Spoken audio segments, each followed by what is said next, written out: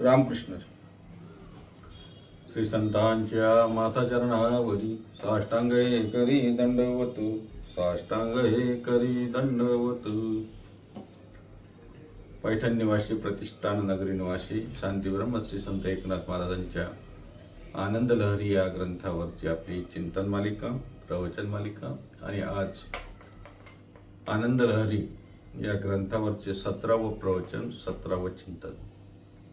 याचाच अर्थ गेली 16 भागामध्ये आपण चिंतन करत आहोत आणि अनेकविध विषयाला स्पर्श करत आपण आज इथपर्यंत आलो. मागच्या 2 भागाचं चिंतन आपल्याला माहिती आहे. मागच्या भागामध्ये आपण नामदेवरायांचं उदाहरण नाथरायांनी दिलं की नामदेवराव विसोबा खेचरांना शरण गेले का, तर भगवंताने त्यांना सद्गुरूला शरण जावं हे सांगितलं. अर्थात भगवंताच्या निकट, भगवंताच्या समीप, भगवंताच्या जवळ जरी असलं तरी भगवत प्राप्ती झाली तरी भगवंताचं खरं स्वरूप समजावं म्हणून सद्गुरूशिवाय दुसरं कोणीही आपल्याला खरं भगवंताचं स्वरूप समजवू शकत नाही. त्यामुळेच भगवंताच्या जवळ जरी नामदेवराय होते, निकट जरी होते, समीप जरी होते, भगवंताचे लाडके जरी होते, तरी भगवंताचं खरं स्वरूप समजावं म्हणून सद्गुरू कृपेशिवाय दुसरा कुठलाही मार्ग नाही. म्हणून नामदेवराव विसोबा खेचर महाराजांना शरण गेल्याची एक कथा आपण मागच्या भागामध्ये त्या ओवीच्या अनुषंगाने बघितली. अर्थात सद्गुरूच्या कृपेशिवाय, सद्गुरूला शरण गेल्याशिवाय ब्रह्मस्वरूपाची प्राप्ती आणि खरा देव आपल्याला समजणार नाही, हा विषय आपण हाताळला. खरं म्हणजे आम्ही ज्याला देव समजतो, आम्ही जिथे देव समजतो, आम्ही सगुण स्वरूपाची, सगुण रूपाची पूजा करतो. पण सगुण रूपाची पूजा करता करताच ब्रह्मस्वरूप, निर्गुण रूप भगवंताचं काय आहे याचाही विचार कुठेतरी झाला पाहिजे. म्हणून नाथरायांनी या आनंद लहरी या ग्रंथामध्ये आपल्यासमोर सद्गुरूचा महिमा मांडत असताना सद्गुरूच्या कृपेनेच हे समजू शकते हे मोठं शिताफीनं पटवून दिल्याचं आपल्याला दिसतंय. मागच्या भागामध्ये आपण 127व्या ओवीपर्यंत आलो होतो आणि आज त्या पुढच्या ओव्या त्याचा आपण विचार करणार आहोत. खरं पाहता या ओव्या म्हणजे श्रीगुरूची अगम्यता या ओव्यांमध्ये आलेली आहे. श्रीगुरूचं महत्त्व तर आहेच आहे. उपसंहारात्मक ओव्या म्हटलं तरी चालतील. 3-4 ओव्या आपल्यासमोर ठेवतो आणि मग चिंतनाला सुरुवात करतो. नाथराय म्हणतात, मस्तकी लागता तयाचा करू, न मोडता सृष्टीचा व्यवहारू, सर्व झाले शून्याकारू, तेजे अंबर दाटली, या तेजाचा पारू, नेनती ब्रह्मा हरिहरू, वेद राहिले शून्याकारू, श्रुतीशी विचारू पाडिलाशी, तया ते काय वाणावे, कवना उपमे त्या नावे, त्याविन तुझे नावे तरी सांगावे साक्षीत्वे. या 3 ओव्या जर आपण बघितल्या तर आपल्या लक्षात येईल की नाथराय 128व्या क्रमांकाच्या ओवीतून आपल्याला सांगतात की मस्तकी लागता तयाचा करू. सद्गुरूला शरण गेलात, सद्गुरूजवळ आपण गेलो, सद्गुरूला काय विचारायचं, काय नाही विचारायचं आता आपल्याला श्रीमद भगवद्गीतेमध्ये सुद्धा विचार आलाय मला. तमेव शरणम गच्छ, हा जसा भगवंताला शरण जाण्याचा प्रकार आहे तसंच तद्विधी प्रणिपातेन आहे की नाही, श्लोक आहे गीतेमध्ये. संतांच्या दर्शनाला गेल्यानंतर, सद्गुरूच्या दर्शनाला गेल्यानंतर काय करावं, तद्विधी प्रणिपातेन, प्रणिपात करायचं, नमस्कार करायचा. तद्विधी प्रणिपातेन परिप्रश्नेन सेवया, का गेल्या गेल्या आम्हाला उपदेश करा म्हणून सांगायचं. सद्गुरूची सेवा घडली पाहिजे. सद्गुरूकडून जर काहीतरी ज्ञान प्राप्त करून घ्यायचं असेल तर ते काही दुकान नाही आहे, हे घ्या पैसे सांगा ज्ञान नाही. म्हणून सद्गुरूची कृपा करून घ्यायची असेल तर तद्विधी प्रणिपातेन परिप्रश्नेन सेवया उपदेशते ज्ञानम ज्ञानिनस्तु आत्मदर्शन. त्यावरच महाराजांच्या ज्या ओव्या आहेत, माऊली ज्ञानोबारायांनी ते ज्ञान पैगा बरवे, जरी म्हणी ह्या नावे, तरी संताया वधावी सर्वस्वेशी. या सर्व ओव्या बघून घ्या. ज्ञानाचा कुरवढा अनेक ओव्या आहेत आणि या ओव्यांमध्ये स्पष्टपणे सद्गुरूला शरण जाण्याचा जो मार्ग आहे तो आपल्याला सांगितला. आणि मग एकदा सद्गुरूला शरण गेलात, सद्गुरूची कृपा झाली आणि सद्गुरूंनी आपल्या डोक्यावरती हात ठेवला की नाथराय म्हणतात काय होतं, मस्तकी लागता तयाचा करू, करू म्हणजे हात, मस्तकी लागता तयाचा करू, न मोडता सृष्टीचा व्यवहारू, सर्व झाले शून्याकारू, तेज अंबर दाटले. आपल्या डोक्यावरती सद्गुरूंनी हात ठेवावा महाराज, संतांनी आपल्या डोक्यावरती हात ठेवावा. संतांची कृपा झाली की मग ते संपत नसते, ते संपणारी कृपा नाही. एखाद्याने आपल्यावर दया केली, कृपा केली, पैसे दिले, किती दिवस टिकतील? एखाद्याने सन्मान केला, एखाद्याने काहीतरी सत्कार केला, किती दिवस लोक त्याचं जाणं ठेवतील? किती दिवस लोकांच्या लक्षात राहील? अहो, आमदार गेले, खासदार गेले, मंत्री गेले, 2 वर्षांना लोक विसरतात ना. मग परंतु संतांची जर कृपा झाली तर महाराज तुकोबारे म्हणतात ना एके ठिकाणी, कृपादान केले संती कल्पांते झरेन, कल्पांते झरेन, कल्पांते झरेन. संतांच्या कृपेचं दान जे आहे महाराज, संतांची जी म्हणजे सद्गुरूची जी कृपा आहे ती न संपणारी, न मिटणारी अशीच कृपा असते. आणि त्यामुळे एकदा का सद्गुरूंनी आपल्या डोक्यावरती हात ठेवला की नाथराय म्हणतात मस्तकी लागता तयाचा करू, न मोडता सृष्टीचा व्यवहारू, सर्व झाले शून्याकारू, तेजे अंबर दाटले. तुकोबारायांच्या अभंगामध्ये सुद्धा आलाय. तुकोबाराय म्हणतात माझ्या सद्गुरूने मला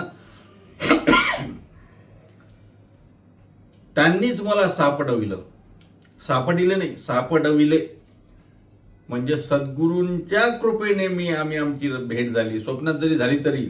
पण काय केलं?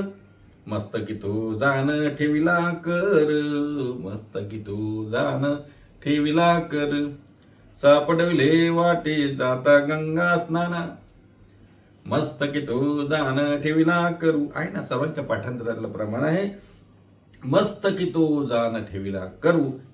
तोच शब्द प्रयोग इथे नाथराय करतात की मस्तकी लागता तयाचा करू.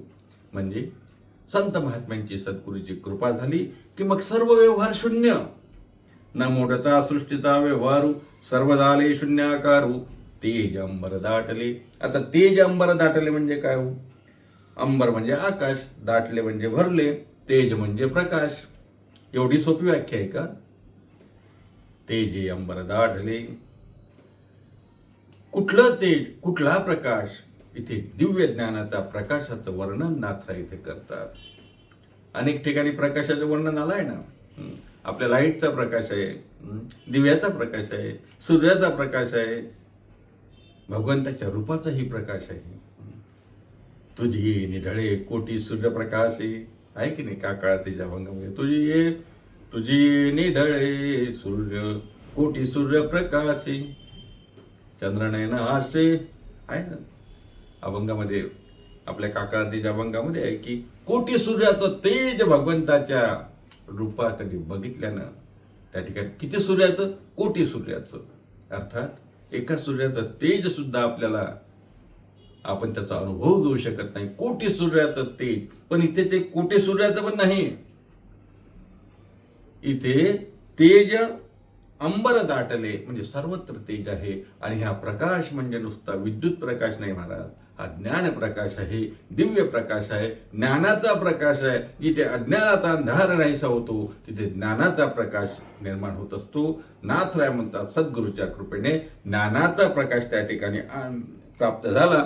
आणि दुसऱ्या ओळीमध्ये मग पुढे गेले की या तेजाचा पारू, नेनती ब्रह्मा हरिहरू, वेद राहिले शून्याकारू, श्रुतीशी विचारू पडिला असई. या तेजाचा प्रकाश किती आहे? अर्थात हे तेज, हे दिव्य ज्ञान, हे ब्रह्मस्वरूपाचं ज्ञान, याचा पार हरिहराला सुद्धा लागत नाही, ब्रह्मालाही लागत नाही, वेदालाही लागत नाही, श्रुतीलाही लागत नाही, शास्त्रालाही लागत नाही, पुराणालाही लागत नाही. जसं आपण ब्रह्माच्या बाबतीत वर्णन करतो ना, ते जसंच्या तसं वर्णन सद्गुरूच्या बाबतीत लागू होतं. हा देव जसा कळत नाही, वेदालाही नाही कळत. आपल्याला माहिती आहे प्रमाण, वेदालाही नाही कळला अंत पार ज्याचा, वेदालाही नाही कळला, अंतपार ज्याचा कानडा राजा पंढरीचा, कानडा राजा पंढरीचा. कानडा म्हणजे कळत नाही, न कळणारा परमात्मा. वेदाला सुद्धा कळत नाही, वेदालाही कळत नाही. का हो? वेदाला कळत नाही म्हणजे वेद काय शहाणे नाहीत का? अहो वेदासारखं वेद शहाणे नाही म्हणजे काय? वेदाने आपल्याला वेदाप्रमाणे वागावं लागतं, श्रुतीप्रमाणे वागावं लागतं. वेदालाही कळत नाही. इथे थोडीशी वेगळी भावना, थोडा वेगळा विचार केला पाहिजे. वेदाला कळत नाही म्हणजे वेद अज्ञानी आहे असा अर्थ नाही. वेदाला कळत नाही म्हणजे ज्ञानस्वरूप असलेला वेद, ज्ञानाचं दुसरं नाव म्हणजेच वेद, असा ज्ञान जिथे मौन धारण करते त्याला म्हणायचं वेदाला नाही कळला, अंतपार ज्याचा. महाराज इथे तेच म्हणतात, तेजाचा पारू नेनती ब्रह्मा हरिहरू, वेद राहिले शून्याकारू. वेदाला सुद्धा कळलं नाही महाराज, आणि म्हणून श्रुतीशी विचारू पडील असे. आता वेद, शास्त्र, पुराण, श्रुती आपल्याला माहिती आहे ना प्रमाण. श्रुती नेती नेती म्हणती, आहे की नाही? श्रुती सुद्धा म्हणतात की नाही नाही नाही, आम्हाला तो महिमा कळत नाही. असा परब्रह्माचा महिमा, तोच सद्गुरूचा महिमा या ठिकाणी सांगितला तरी वेगळं होणार नाही.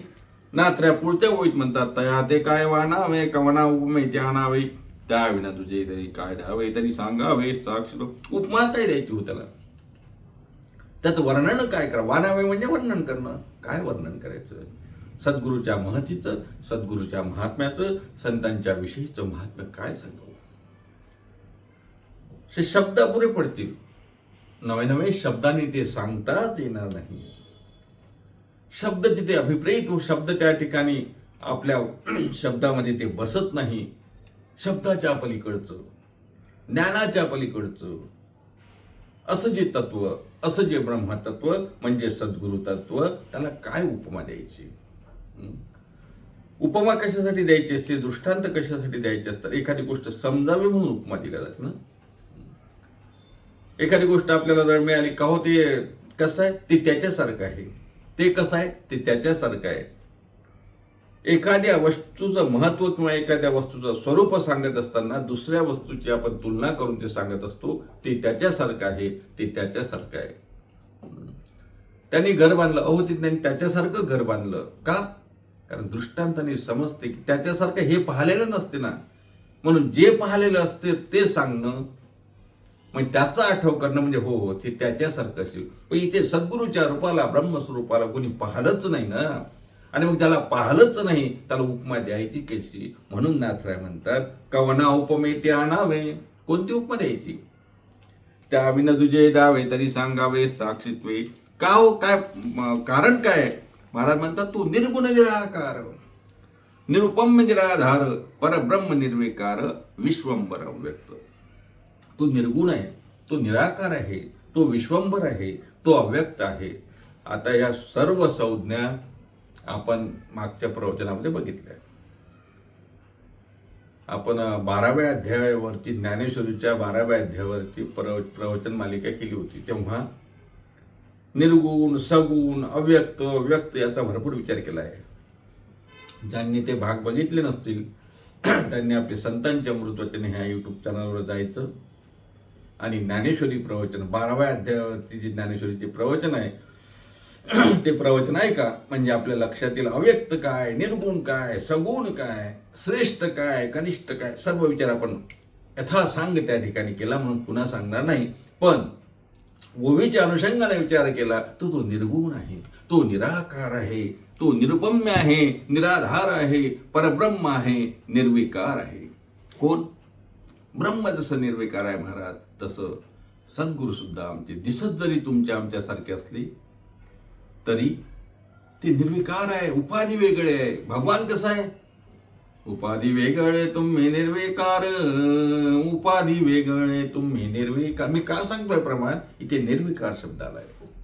उपाधी वेगळे तुम्ही निर्विकार, उपाधी वेगळे तुम्ही निर्विकार, काहीच संसार तुम्हा नाही. नाही का? आहे की नाही प्रमाण? मग उपाधीच्या वेगळं म्हणजे निर्विकार असणं आणि संत महात्मे सद्गुरू निर्विकार असतात महाराज. ते वृत्तीवर नसतात. तुका म्हणे मग नाही वृत्तीवरी. वृत्ती शून्य अवस्थेला प्राप्त झालेले असतात, म्हणजे ज्ञान स्वरूप झालेले असतात, ब्रह्मस्वरूप झालेले असतात. म्हणून असे जे जे आहेत ते अव्यक्त आहे. महाराज वर्णन करतात, अखंड तेजे सदोदित उत्पत्ती प्रलयाविरहित व्यापुनी सर्वांशी अलिप्त त्याविनरिता ठाव नाही. अखंड तेजोमय, सर्वत्र तेजोमय, सर्वत्र ज्ञानमय. आकाश कसं आहे? आकाश कुठे नाही मला सांगा. हे जे आकाश, अंबर आकाश, सर्वत्र आकाश आहे ना. कुठली वस्तू आहे जिथे आकाश नाही? सर्वत्र आकाश आहे. तसं भगवंत सर्वत्र आहे जेव्हा मी सांगतो, तर मग एकट्या मूर्तीमध्ये भगवंत जेव्हा पाहतो तेव्हा ते सगुणोपासक झालं. पण या सगुणाची भक्ती करता करता निर्गुणाकडे जाण्याचा जो मार्ग आहे महाराज, भगवान हा निर्गुण आहे, निराकार आहे, पण तरीही आम्हाला सगुण आवडतो. हे जरी शक्य हे जरी खरं असलं तर तो निर्गुण आहे कळलं पाहिजे. म्हणून आनंद लहरी आहे, म्हणून सद्गुरूची कृपा लागते, सद्गुरूचं वर्णन आहे. महाराज म्हणतात, जो का वस्तू परात्पर सगुण निर्गुणाचे उदर वेदांकडे दयाता पार शब्दाचा विचार खुंटला. वेदाला मी सांगितलं, वेदाला कळत नाही म्हणजे वेदालाही ज्याचा अंत पार कळत नाही, असा परब्रह्म, असं भगवंत, असे सद्गुरू. आणि पुढे शब्दाचा तर विचारच नाही. नकडे दयाता वार शब्दाचा विचार खुंटला. शब्द चालतच नाही महाराज. काय शब्दाची ताकद काय आहे? भगवंताचं, परब्रह्माचं, सद्गुरूचं वर्णन करण्याची शब्दाची ताकद आहे का? तुकोबाराय म्हणतात ना महाराज, तुमचं वर्णन मी माऊलींना म्हणत असताना म्हणतात की नाही, ज्ञानियांचा राजा गुरु महाराव म्हणती ज्ञानदेव तुम्हाचे मद पामराशी काय धोरपण पायीची वाहन पायी बरी. का असं म्हणावं लागलं? तुका म्हणे व्यक्तीच्या बोली वर्णन करता येत नाही महाराज. अवर्णनीय, जसं ब्रह्म अवर्णनीय आहे तसं सद्गुरूचा महिमा सुद्धा अवर्णनीय आहे. त्यामुळेच सद्गुरूचं वर्णन करता येत नाही, शब्दात बसत नाही. नाथराय म्हणतात, मने दया ते देखिजे त्या ते शब्द वाणिजे जेथे मने मनपणा मुखजे तो शब्दे बोलीजे कवने. सुंदर असं चिंतन आहे. नाथराय म्हणतात, कुठलीही गोष्ट, कुठलीही कल्पना आपल्या मनाने होत असते. मनाने एखादा विचार केला, मनाने एखादी कल्पना केली, मनाने एखादं स्वरूप लक्षात घेतलं, तेव्हा ते शक्य आहे ना. पण जेव्हा मनाचा मनपणाच विरून गेला, तेव्हा कसं शक्य आहे? आम्हाला मनच सांगते हे करायचं ते करायचं. मनाशिवाय दुसरं काय? इंद्रियाचा सर्वात स्वामी आपल्याला माहिती आहे मन आहे. आपण आनंद लहरीच्याच मला वाटते 6व्या-7व्या भागामध्ये मनाचा विचार केला नाही का? मन कसं चंचल आहे, चपल आहे, मन काय करते, इंद्रियाला कसं मन ताब्यात ठेवते, इंद्रियाला मन कसं स्वैर सोडते, हे सर्व विचार केला. मग हे जर सर्व मन करत असेल, आमच्या सर्व कर्म क्रिया जर मनाने चालत असतील, पाप पुण्याचा विचारही जर मनामुळे होत असेल, पण हा मनाचा मनपणाच जर विरून गेला, मनच जर नाही, तर मग कुठलं काय स्वरूपाचं ज्ञान तरी काय? याचाच अर्थ सद्गुरूचा मनपणा विरून गेला का? हो, सद्गुरूंना इंद्रिय जरी सद्गुरूंची चालत असली, संतांची इंद्रिय, संतही जेवण करतात, संतही झोपतात, साधू महात्मे झोपतात, जेवण करतात, तुमच्या आमच्यासारखे वागतात नाही का? पण तरीही ते तुमच्या आमच्यासारखे वागत असले तरी ते तुमच्या आमच्यासारखे नसतात, कारण त्यांचा मनपणा विरून गेला. नाथराय म्हणतात, मने मनाते मने दयाते देखिजे तयाते शब्द वाणिजे जेथे मने मनपणा मुखजे तो शब्दे बोलीजे कवने. अर्थात मनाचा मनपणा जर विरून गेला तर शब्द त्या ठिकाणी काय चालतील? म्हणून पुढच्या ओळीमध्ये महाराज सांगतात, मन सकळा ते चाळते ते ते ठाव नाही मनाते यावरी कैसे इंद्रियाते देखता स्वरूपाते पावतील. दृश्यताच गेली ना. मनच जर विरून गेलं तर इंद्रिय काय करतील महाराज? काय माझी मत झाली अनावर वाचा, आपल्याला प्रमाण माहिती आहे. किंवा प्रत्येक इंद्रियाला त्या ठिकाणी काम लावून दिलं आणि मग मनाचा मनपणा गेला. काय झालं? डोळे तुम्ही घ्या रे सुख, पहा विठोबाचे मुख. डोळ्याला सतत काम, पहा विठोबाचे मुख. कानाला सतत काम, तुम्ही ऐका रे कान, माझ्या विठोबाचे गुण. नाही का? अर्थात सर्व इंद्रिय जर एका विशिष्ट ठिकाणी लागलेले आहेत, मनाने सांगितलं आहे तर, आणि मग हे सर्व झाल्यानंतर परब्रह्म स्वरूपाची जाण झाली, निर्गुण रूपाची जाण झाली, आणि मग मनाचा मनपणा विरून गेला. आणि मग इंद्रिय तरी काय, इंद्रियाचं तरी काय राहिलं? जेवायचं म्हणून जेवायचं, खायचं म्हणून खायचं, झोपायचं म्हणून झोपायचं, वागायचं म्हणून वागायचं, बोलायचं म्हणून बोलायचं. बोलणे ते नाही एका देवाविना काही, ही स्थिती ज्या वेळेला प्राप्त होते नाथराय त्याच स्थितीचं वर्णन इथे करत असतील ना. पुढे जाऊन नाथराय असं म्हणतात,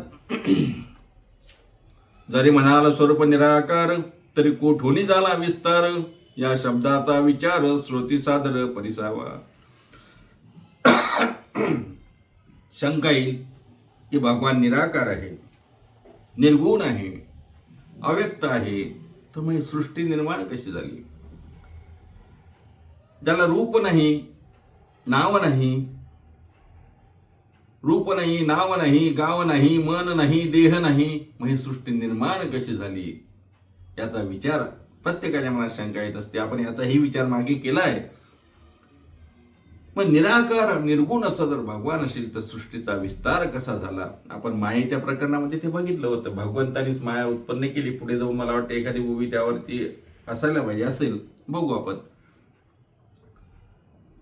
अर्थात निर्गुण निराकार असला तरी सुद्धा ही सृष्टीची उत्पत्ती झाली. आणि सृष्टीची उत्पत्ती झाली, मायेच्या माध्यमातून सृष्टीची उत्पत्ती झाली. आणि मग हे निर्गुणाचं रूप सगुणाला आलं. आपला आत्मा दिसत नाही, निर्गुण आहे, पण देहदृष्टीनं आपण चालतो की नाही? चालतो. मग आत्मा दिसतो का? दिसत नाही. मन दिसते का? दिसत नाही. पण शरीर दिसते. मन आहे की नाही? आत्मा आहे की नाही? आत्मा नसताना आपण बसू शकलो असतो, आम्ही बोलू शकलो असतो का? पण दिसत जरी नाही तरी तो आहे ना. शरीर दिसते, मन दिसत नाही. तसं हे निर्गुण परमात्मा आहे, पण तो कुठेतरी व्यक्त झाला आणि सगुण रूपानं तुमच्या आमच्या समोर आला. या अनुषंगाने काही पुढे जाऊन आणखी उदाहरणं महाराजांनी दिलेली आहेत, आपण ते बघणार आहोत. तुर्तासाच इथेच थांबू.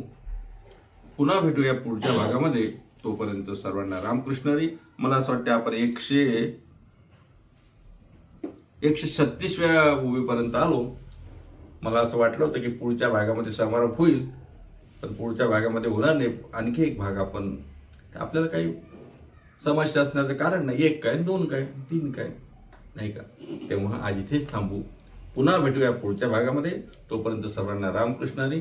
आणि नाथांचं भजन करणं क्रमप्राप्त आहे, म्हणून ते केलंच पाहिजे. श्री भानुदास श्री एकनाथ, श्री भानुदास श्री एकनाथ, श्री भानुदास श्री एकनाथ, श्री भानुदास श्री एकनाथ, श्री भानुदास श्री एकनाथ, श्री भानुदास श्री एकनाथ, श्री भानुदास श्री एकनाथ, श्री भानुदास श्री एकनाथ.